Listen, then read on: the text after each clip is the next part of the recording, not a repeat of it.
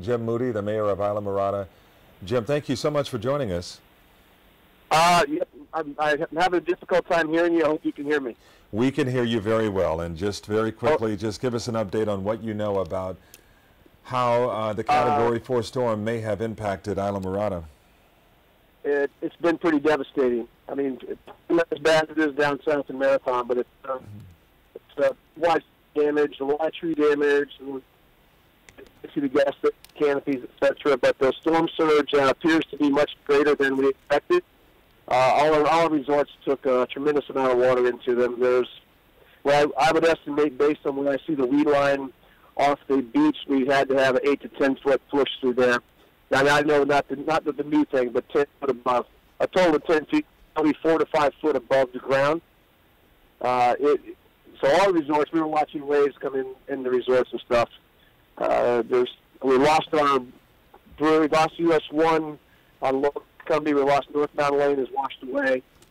Part of the southbound lane has been cleared and is now functional, so the teams are running south. Everybody's prepared. I mean, we just had, it's a hurricane. It's a Cat 4. There's been some glitches. We've lost generation of our ESC cell phone service at best.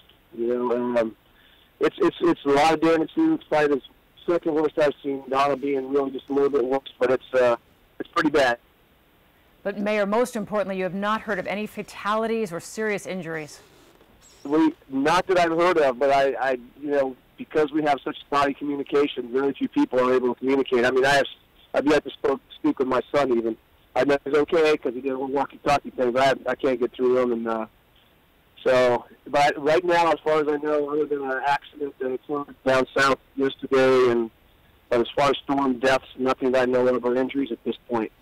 Did you decide to stay and ride out the storm, or did you leave? Yeah, I stayed. I stayed in my house. I have a concrete house. I grew up here. I'm pretty well prepared and versed in this stuff. Any damage to your house at all, Mr. Mayor? Any damage to your home at all?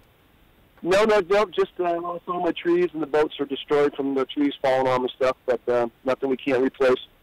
What is this going to do to these resorts, you're saying? And people love to go down and rent the jet skis and stop for a drink. I mean, the tourist industry down there is just huge. From what you've seen so far, how long a recovery would you expect? I'm going to expect 6 months solid for people just to get even halfway back to normal. But the good thing is, we're resilient, and we've done this before. We don't like it, but we're a pretty optimistic group down here, as are most Floridians are an optimistic group. So, if we just all work hard, stay together, and work as a team, we're going to be fine.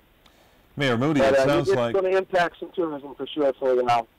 6 months, and you may be halfway back to normal. That's tough for a lot of people to hear. Maybe halfway back to normal. Maybe halfway back to normal. Mayor Moody, just placing the tree canopy alone I'm looking at trees that I know have been here that are older than I am, and they're gone now. So, yeah, it's going to be a shock to people who are used to seeing lush tropical settings in the Florida Keys and particularly Islamorada.